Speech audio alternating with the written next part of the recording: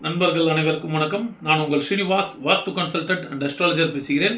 இன்னைக்கு வாஸ்துல ஒரு சின்ன டிப்ஸ் அண்ட் அவேர்னஸ் எனக்கு தெரிஞ்சது உங்களுக்காக. என்னன்னு பார்த்தீங்கன்னா, ரொம்ப பேர் என்கிட்ட டவுட் கேட்டு மெசேஜ் அனுப்புறது உண்டு.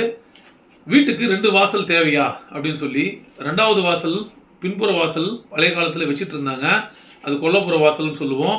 அதெல்லாம் வந்துட்டு ஒரு காலத்தில் பின்புற வாசல் தேவைப்பட்டது. அந்த தேவைக்கு ஏற்ற மாதிரி தான் நம்ம பின்புற வாசல் அமைச்சிட்டு இருந்தோம். இதுதான் லாஜிக். ஓகேங்களா?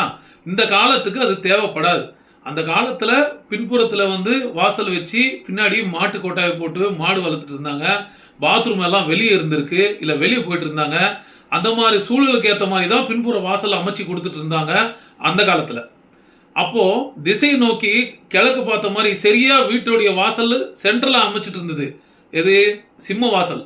அதுக்கேற்ற மாதிரி பின்னாடி கொல்லப்புற வாசலும் கரெக்டாக சிம்ம வாசலுக்கு நேரில் அமைச்சிட்டு இருந்தாங்க. அது அந்த காலத்தில். இப்போது தெருவு அந்த மாதிரி ஒரு டிசைனில் வரதில்லை, அந்த அந்த லைனில் வரதில்லை. ஒரு கோணமாக தான் இருக்கும். வீட்டு கிழக்கு பக்கம்னு நீங்கள் ரொம்ப பேர் பார்த்தீங்கன்னா டைரெக்டாக சென்டர் கிழக்கு சூரியன் வரதில்லை. லெஃப்டோ ரைட்டோ திரும்பி இருக்கும்.